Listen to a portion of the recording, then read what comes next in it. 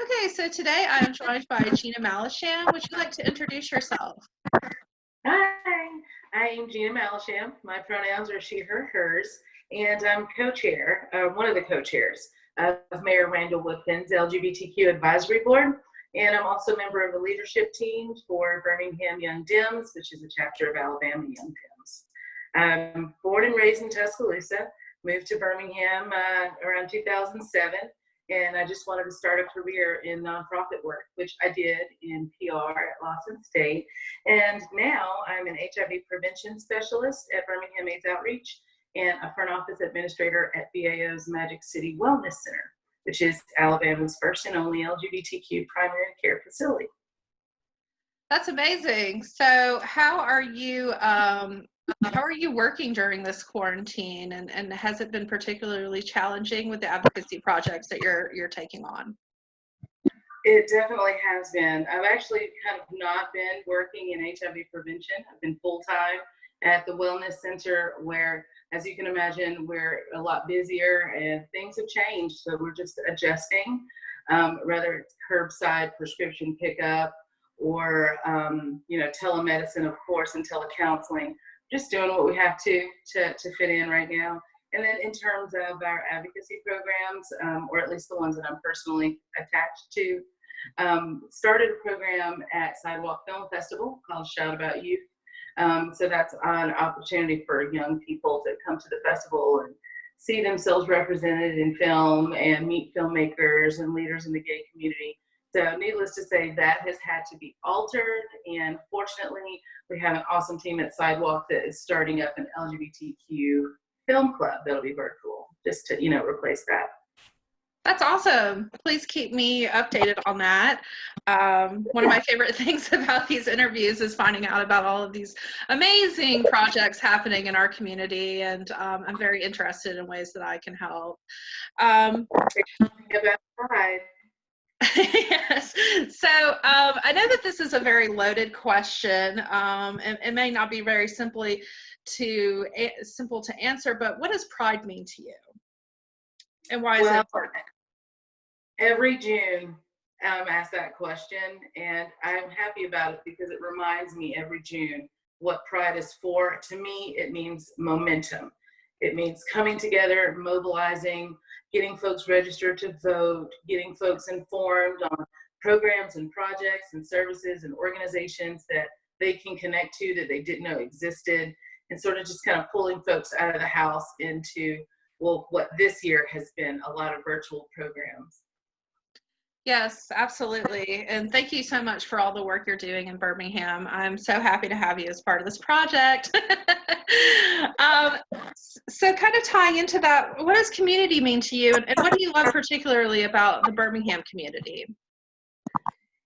To me, community means support.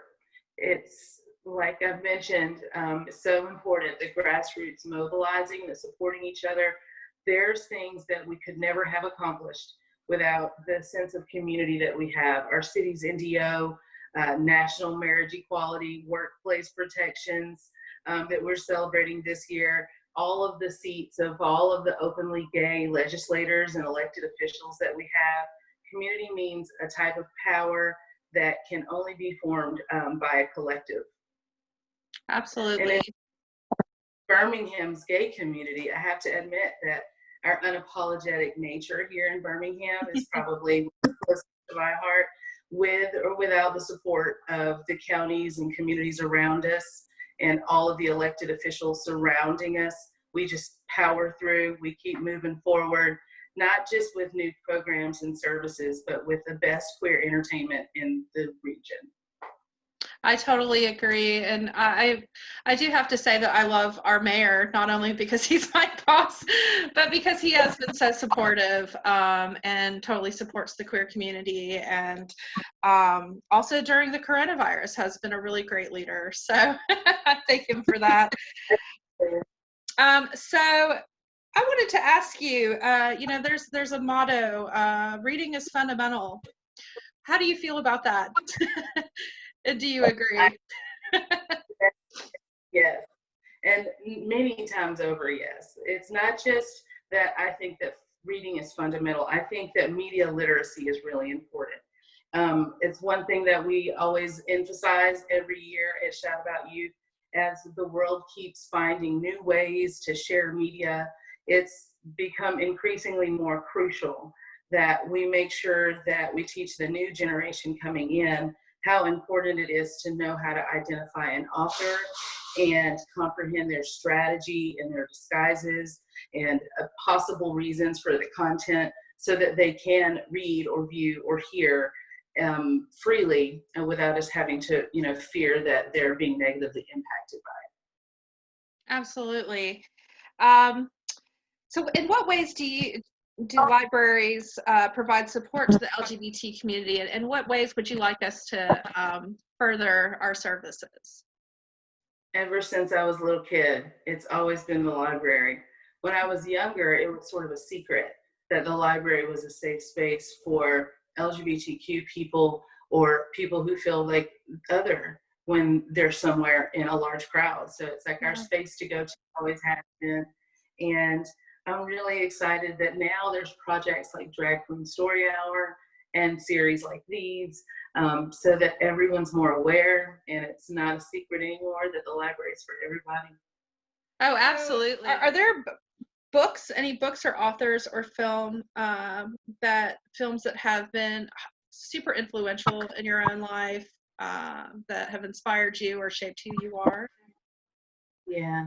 Well, first I have to say thank you for sharing these questions with me ahead of time, because that's like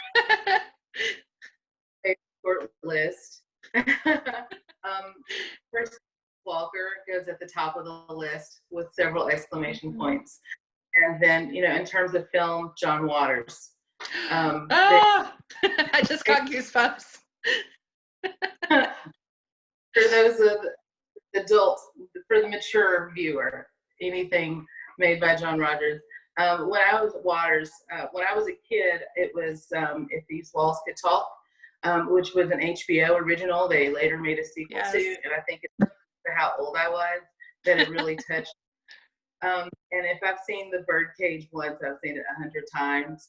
That's one of my favorite feel good titles. And I also love anything by Jacqueline Woodson. I'm trying to encourage folks that I know that have children to look into her books and explore what she has out there, because those difficult conversations that are hard to have, there's only so many of us soldiers out there willing to, and we can only reach so far. So we really need parents on board, and I think that her books are very good for that.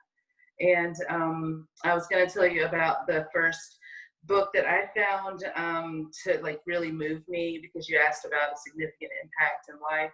And it was Andrew Sullivan's Virtually Normal. It's an argument about homosexuality. And he's a political commentator, which I relate to and always have.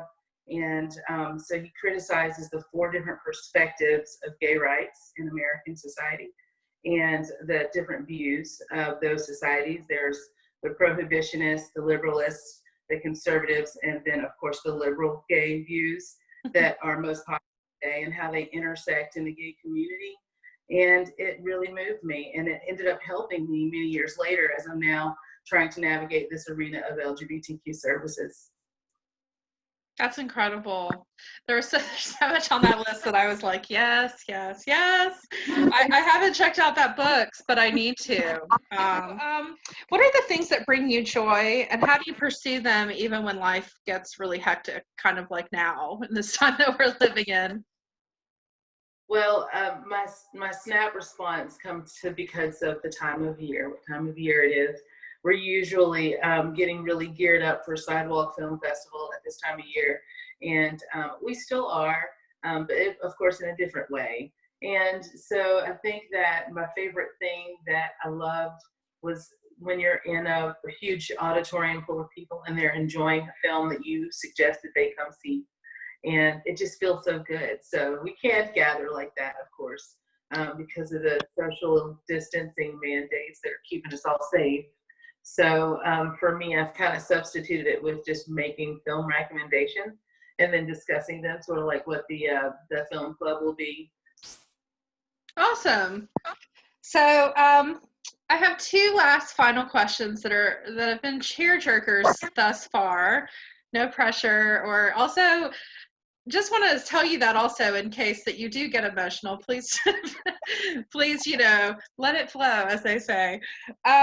If you could give your younger self advice, what would it be? Well, they keep saying it gets better. And I know that to a young person hearing that, it's really hard for that to sink in because it's not better right now, but it really does get. If I could talk to young Gina, I mean, it's so different now.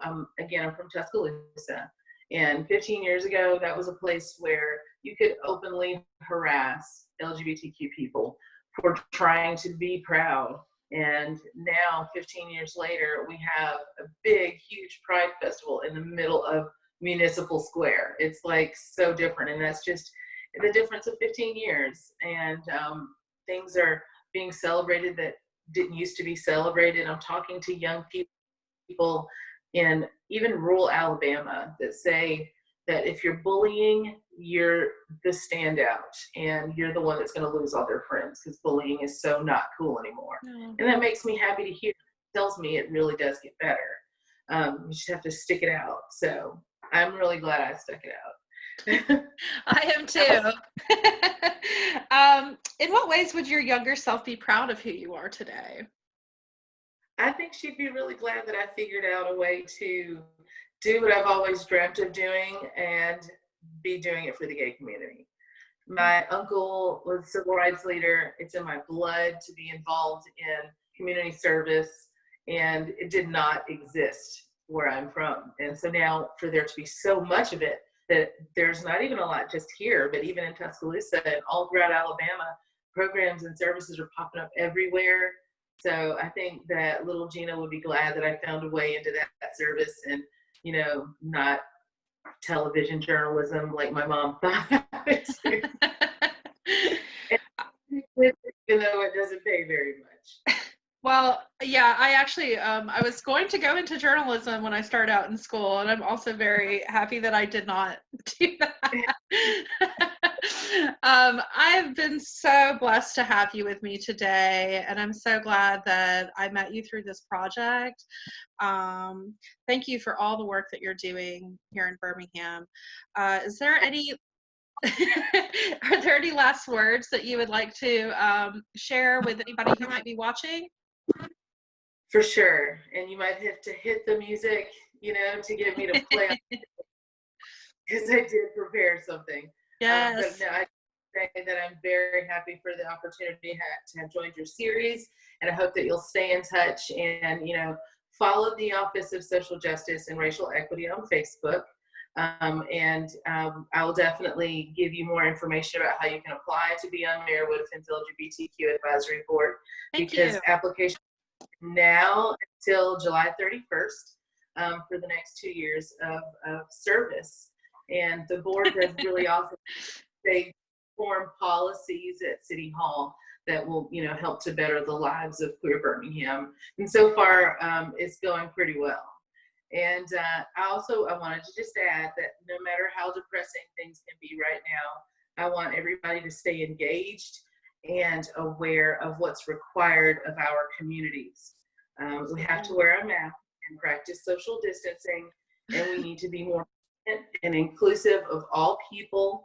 It doesn't matter their race, their political party, disabilities, or advantages.